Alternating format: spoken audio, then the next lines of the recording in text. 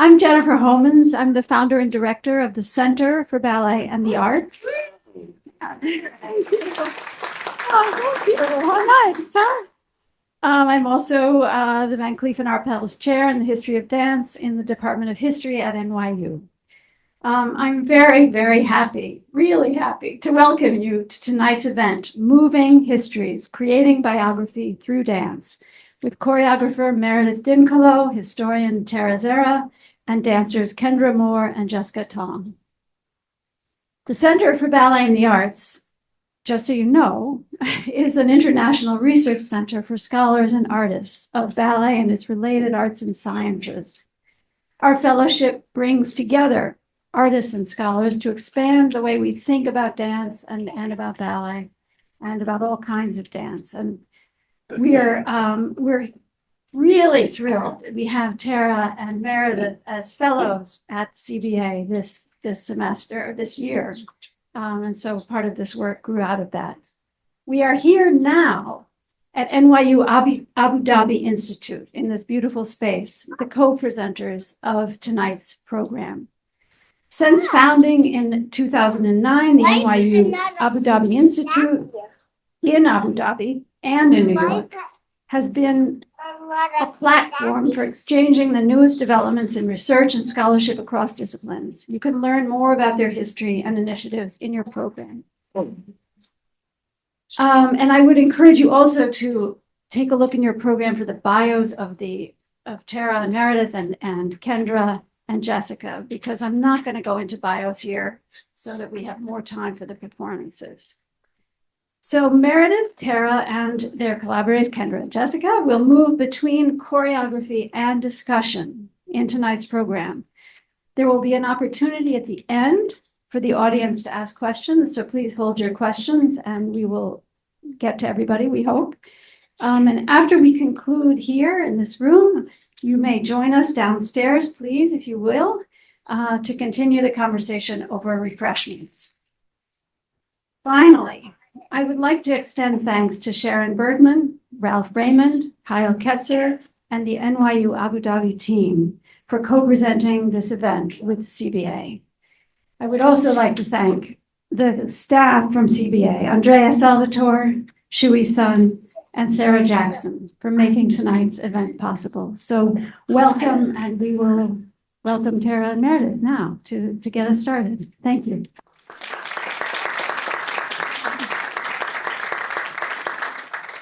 Everybody, I'm Tara, for those who don't know me. Can you all hear me? Yes. Okay, great. We wanted to start with just a few of our own thanks. Also to thank Sharon and Ralph and the Abu Dhabi Center for collaborating on this event. They've been so accommodating of all of our many needs, and it's thanks to them that we're in this beautiful space. And I have to say thank you, even though Jennifer already did, to Shui, Andrea, and Jennifer for creating the space in which we were able to do this project this year. They have just supported us. They've been enthusiastic. They've created community. And it's kind of an ideal model of how to bring scholars and artists together in ways that I think can be really transformative for both. I want to personally thank Jessica and Kendra for joining forces with us this spring. It's been such an honor to get to dance with you and learn from you, and I'm grateful for your patience with me. And I also, of course, have to thank Meredith. She embarked on this adventure with me 3 years ago and basically changed my life. That's not hyperbole. So I've just learned so much, and it's been like these hours in the studio and the time to think have been just incredibly precious to me. With that said, I am actually going to start by talking about the history of my head, which contains my brain. For most of my life, I've thought that my mind and my body were completely separate. On one side, the dancer, on the other side, the scholar. Now I know that's not true. The two are completely intertwined in ways that can't be separated. And both my mind and my body are filled with emotions, ideas, and knowledge. My head is also the apex, the summit of my body. 5'1". I've always hated being short,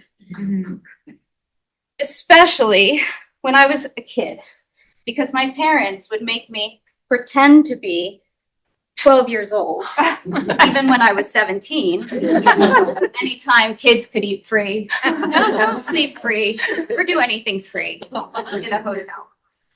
However, dancing makes me feel tall. And it enables me to take up space. And that's one of the things I love about it. My head also contains my eyes. They are my favorite body part. I got my eyes from my mother, and I've passed them along to my daughter. She was born with big, beautiful blue eyes, wide open. However, my eyes are also framed by my eyebrows, which are disappearing. Just like those of my grandmother. Her name was Tara Zahra, for real. And she wanted to be a dancer on Broadway. And she told everybody that she was a dancer on Broadway. Like strangers in Burger King. Actually, she was a store clerk and a factory worker. And she hated those jobs. Moving on from my head, we have my shoulders. They also have a history. My shoulders have probably suffered the most from my many years as an academic. I have spent decades lugging heavy backpacks all over the place, filled with laptop computers and books. I used to go to the library to find one book, but then I'd take home 10 that I found nearby on the stacks. Now that everything is digitized, that doesn't happen so often.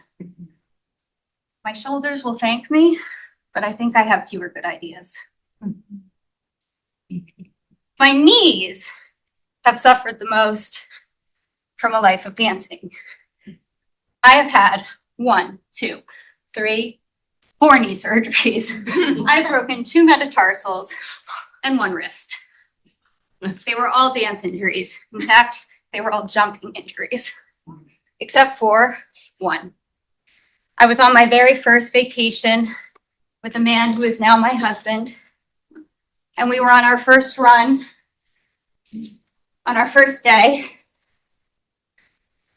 and I fell, and I heard a terrible pop, and I knew immediately that I'd torn my ACL because I'd done it before. But no matter, the next day I got up, I put on my skis, and I went skiing again anyway. I even ran into the doctor who treated me the day before on the slopes, and he said, "I thought I'd see you out here." My husband thought I was some kind of superhero. Good. But he was wrong. I was actually just in denial. Over the years, each time I've gotten injured, I've told myself, "Tara, enough dancing. It's time to stop. It's time to switch to yoga." But I think yoga is boring. And I haven't been able to stop. Of course, this history would not be complete without some discussion of my feet. They've been pretty good to me as a dancer, in spite of those 2 broken bones. They've taken me all over the world, walking. I love to walk. I don't like to hike that much. But they also possess a secret talent that very few people know about, that I'll tell you about right now, which is that I can peel a banana with my toes.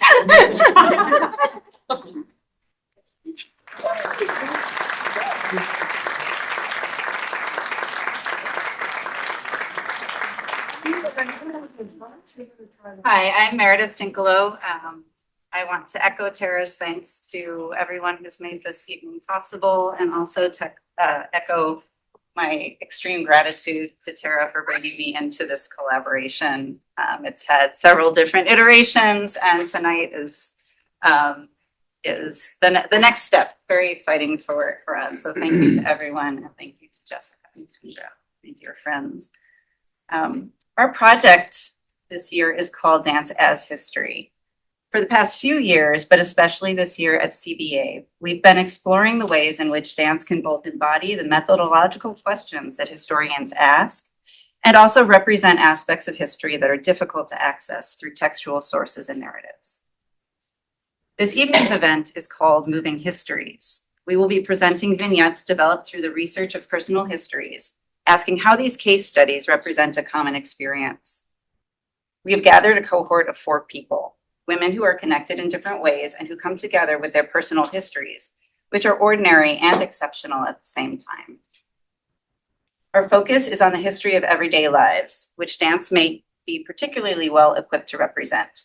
Rather than tasking ourselves with creating a linear narrative of a life, we've focused on particular moments in that life, particular facets of the person's identity, slowly crafting a more complete history through the sum of the parts.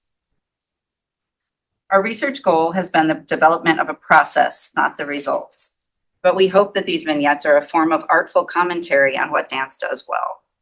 We explored and developed our methods with the intent that they would not be exclusive to our cohort of participants. Using the same methods of investigation with any group of people will reveal both individual and collective. So in the past 8 months, we've developed and used our research process in several different ways. In workshops, we've tried to enable non-dancers or people just interested in dance to write their own biographies or memoirs through movement. We've worked with students, academics, and the general public. These workshops encourage participants to think about the histories that their own bodies carry and process. They also prompt reflection on the historical nature of embodied knowledge. Muscle memory is essential and highly developed among dancers, but it plays an important role in how we all navigate the world, and it has historical dimensions. For example, if you are of a certain age or come from certain places, you may have the muscle memory of how to use a typewriter or how to drive a stick shift, but your embodied knowledge of texting may not be as developed as those of your children. We're also interested in using history as an inspiration for movement that is ultimately more abstract, the purpose of which is artistic expression or a form of public history. That is meant using many of the same research processes with dancers, first ourselves, and the dancers that you'll see tonight. You probably have some idea of what abstract dance looks like, dance without a narrative. But what is abstract history and what value does it have? It sounds like a contradiction in terms. History is almost always conveyed in a linear form, even in creative genres like film, literature, or theater.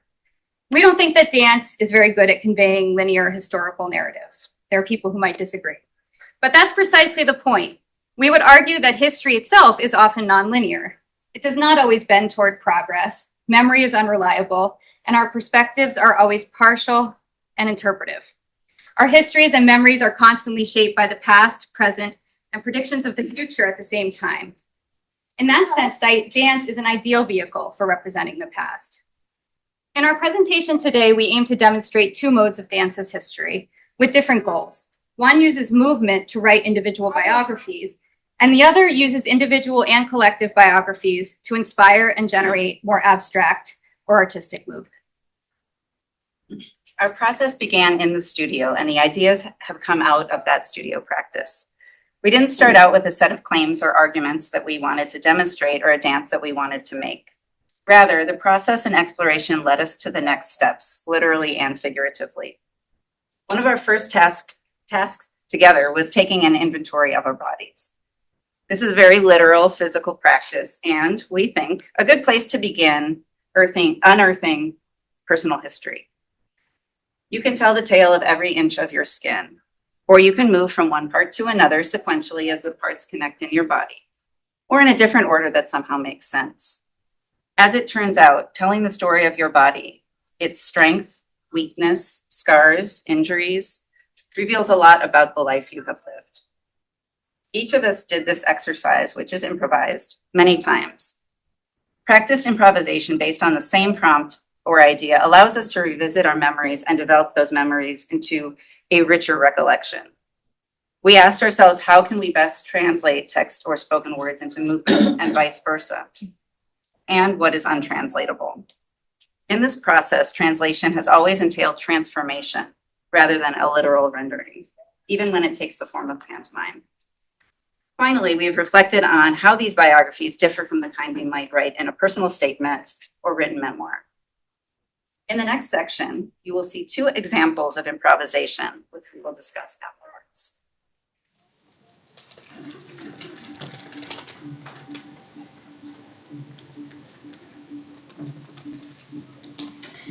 My name is Kendra Moore. My birthday is June 8th, 1971. And I'm Canadian. I was born in Lethbridge, Alberta. My fondest childhood memory is playing in our big backyard with my dog, Ginger. There was a big tree I would climb, and I would get all the way to the top, and I could look out across the neighborhood. My first big purchase as an adult was probably my first new car in 2006, and I drove it all over the country when I was on tour with The Lion King.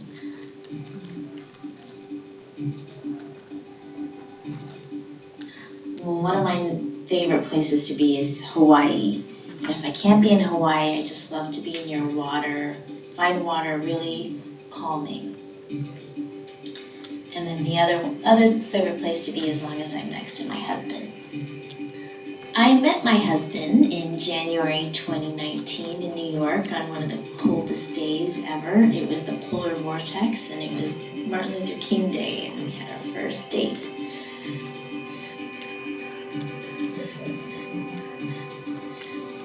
The lowest point in my life was definitely my father's passing in September of 2024. It was a hard time for my mom and I to say goodbye to him. And I miss him so much.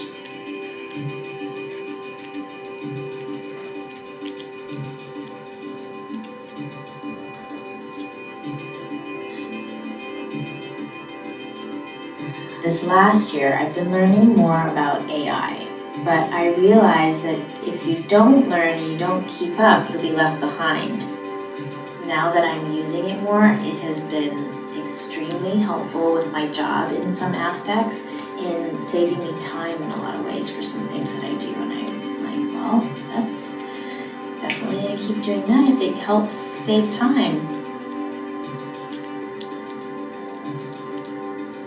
I think if I can think of one more adventure,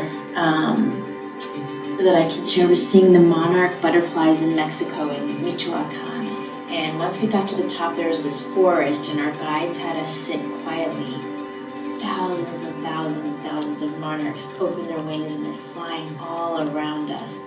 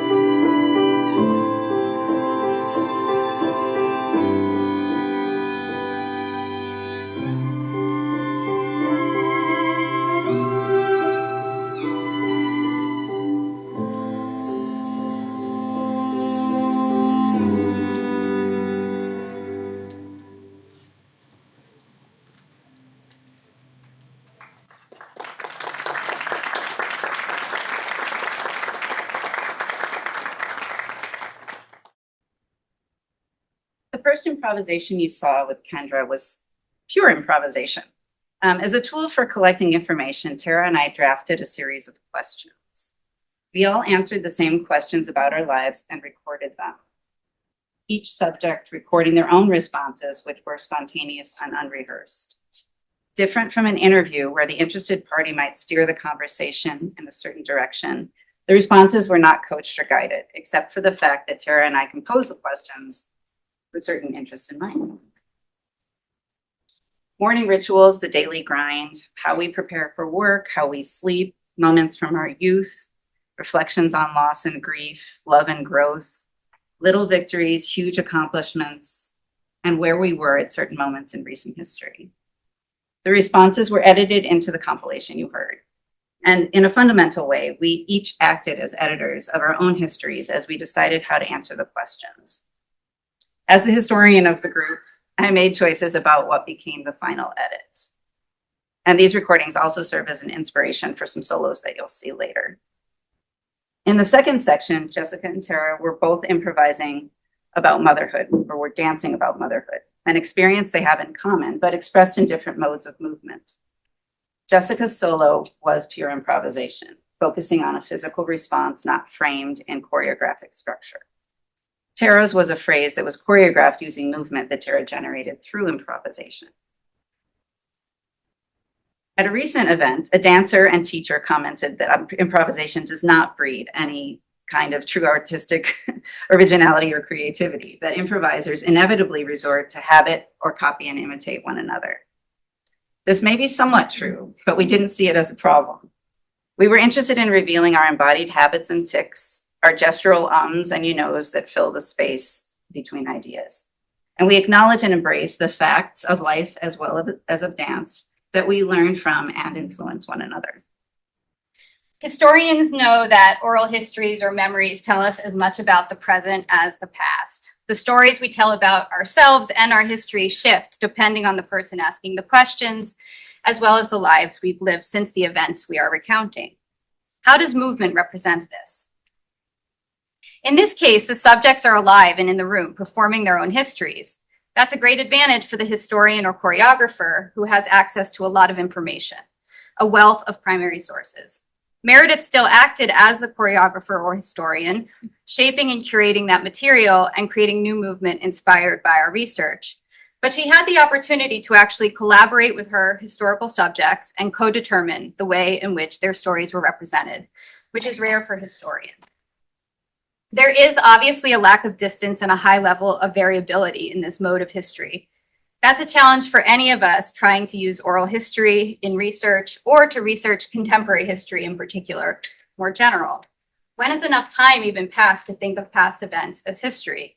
Are this morning's events history, or does it take 10, 20, or 30 years to develop enough critical distance? Depending on your distance from the events we recount, the stories change. They might become more or less nostalgic or contain different emotions. But once again, dance exemplifies these challenges and questions in ways that we find productive. Just as our stories about personal and collective histories constantly change, a dance performance, particularly one based on improvisation, is ephemeral. It is never fixed, never the same twice. In that sense, it is an ideal embodiment of the way historical narratives and memories shift based on temporal distance, audience, and perspective. Improvisation also embodies the way in which history itself is highly contingent. Many things happen in our lives and in the world based on chance, and our responses to those contingencies are also often improvised. In addition to thinking about dance as it intersects with or embodies historical methodology, we are interested in dance as a vehicle for representing individual and collective histories. The next section evokes the possibility of creating a work that scales up. Dance does not always consider the history of the dancer in the creative process. This is not necessarily a critique, but we have tasked ourselves with making those histories an integral part of the process. Our participants were determined by personal connection, interest, and feasibility. We are a group of 4 women born within 10 years of one another, who all have some experience of dance. When we layered these experiences one over another, we were able to see where these 4 people align, intersect, and diverge. the commonalities start to reveal a generational history as well. Conversations around the technological changes we've encountered in our lives led to a more in-depth look at change over time. The four of us have all bridged the divide between a more analog existence and the intense technology of today. Our conversations about that transition led to a certain nostalgia, which is reflected in the vignette we're about to present.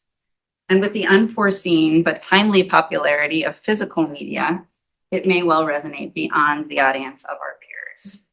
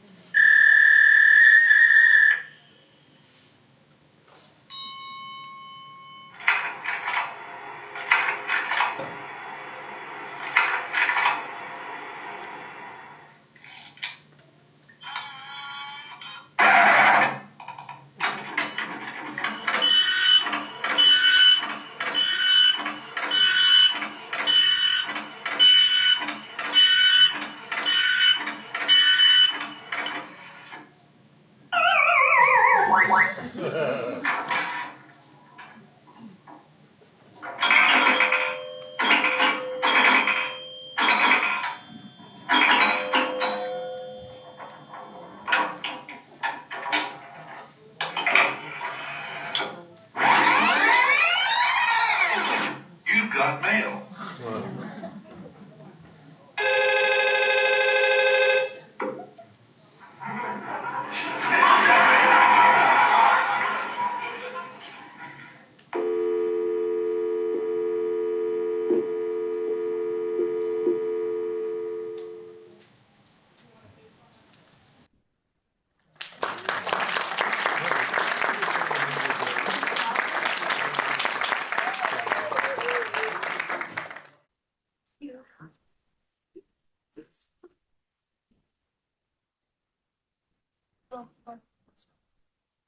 In our final and longest segment tonight, we shift to the most abstract mode of history, the movement unaccompanied by text or soundtracks, to help you interpret it. In this section, we have pushed the movement-focused research into a more performative context to see how elements of dance performance enhance or detract from the telling of personal histories and narratives. This entailed using our biographies as an inspiration for abstract movement. However, you all now have a bit more information about us, and that will inevitably shape how you read these biographies in motion. Additionally, as observers, your own identities and experiences shade how the movement resonates and connects with your own lives. This section forms the nucleus of a collective biography. It explores the identities we share and those that differ, the individual and generational experiences that have shaped us, passions, challenges, transitions, highs and lows. It reflects the individuality of our bodies and personalities, as well as the importance of our relationships and human connections. When a historian reads a book or an article or a student paper, one of the first questions we usually ask is, what's the argument? When you see a performance, likewise, you probably ask, what is this saying? In our project, we're clearly trying to make an argument, a methodological argument about the value of movement and bodies as historical sources and dance as a genre for representing the past, particularly individual lives. But can dance also interpret or make arguments about a larger historical moment? We think so. This is a work in progress, but we'd ultimately like to scale up toward a more fully developed artistic creation and work of public history. We'd like to develop a longer and more complete work that can represent a moment in time or change over time through the everyday lives and bodies that experience and move through it.